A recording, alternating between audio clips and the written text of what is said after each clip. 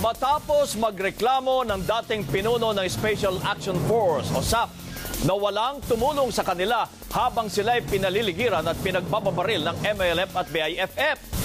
Iginit naman ng ilang opisyal ng Philippine Army na hindi sila ang dapat sisihin. Pagdating umano nila sa lugar, may 2 batalyon ng SAF ang kanilang nakita sa highway ng Mama Sapano na tumanggi namang bumalik sa lugar ng bakbakan. Exclusive, nagpapatrol, Shara Zambrano. Pumasok ang PNP SAF sa komunidad ng Mama Sapano alas 10 pa lang ng gabi ng Sabado, January 24. Madaling araw na nang makita ng mga taong parami sila ng parami sa tabing kalsada. Yun pala, nakapasok na sa loob ang mga pinakaimportanteng miyembro ng tropa. Ayon sa mga source ng ABS-CBN, 2:30 ng madaling araw nang pumuslit sa loob ng Barangay Pidsandawan ang 84th Special Action Company Seabourn, ang assault force na naatasang pumatay at kumuha ng DNA sample ng teroristang si Marwan. Kasunod nila ang 55th SAC o Special Action Company na nagpaiwan sa Maisan sa Barangay Tucanalipaw para magsilbing blocking force na poprotekta sa kanila kapag oras na nilang umatras. Ayon sa mga source, 4:30 ng madaling araw nang marating ng assault team ang target nilang bahay. Binaril ang pinaniniwalaan nilang si Marwan, kinuhanan ng litrato at kumuha ng DNA sample. Nag-text noon ang assault team sa mga hepe nila ng Mike 1, bingo. Ibig sabihin, tagumpay na sila, kuha na si Marwan. Pero hindi nagtagal ang pagbubuni ng SAF. Pag-atras ng assault force papunta sa blocking force alas 5 ng madaling araw, hinarang na sila ng mga nagising na MILF at nakipagpalitan na ng putok. Habang nangyayari ito, ang blocking force napasabak na rin sa labanan sa gitna ng Maisan.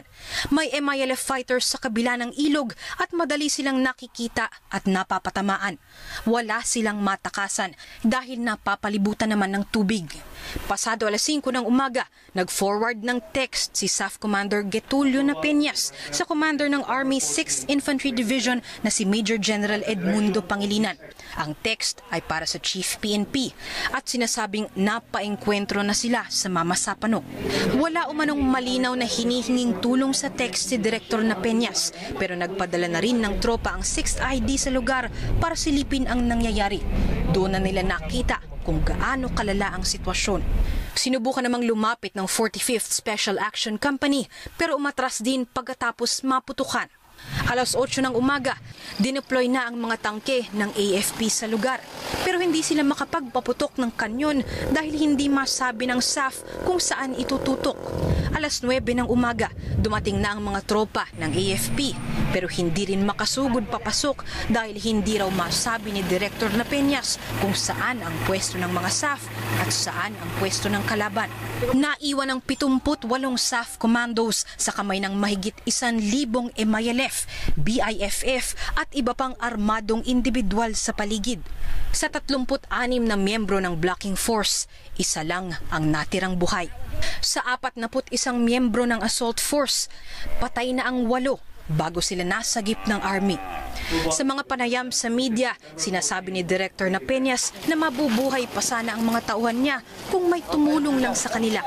Bumaba ang kaisipang ito kahit sa ibang miyembro ng SAF na humarap kay DILG Secretary Mar Rojas.